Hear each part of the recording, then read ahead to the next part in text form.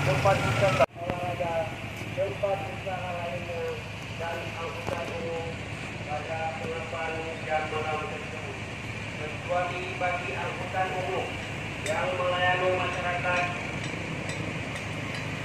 dan atau kebutuhan pokok masyarakat dilengkapi dengan surat tugas dan dokumen yang diajukan kerja.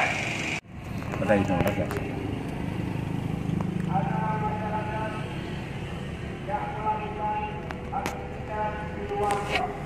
Pada pengelapan jam malam tersebut, pengelola kegiatan usaha tidak membuka warung kopi, kafe, tempat makan dan minum, pasar, swalayan, mal, karaoke, wahana permainan, tempat hiburan, tempat wisata dan rekreasi, tempat olahraga, tempat usaha lainnya, dan angkutan umum.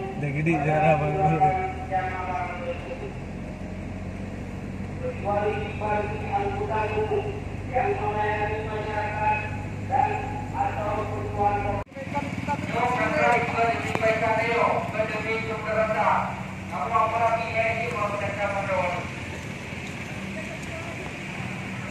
jadi kami mohon segera pulang ke rumah masing-masing.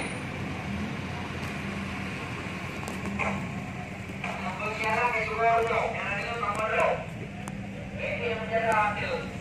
Kita kilometer kalau dulu tinggi. Maka kedua itu adalah benda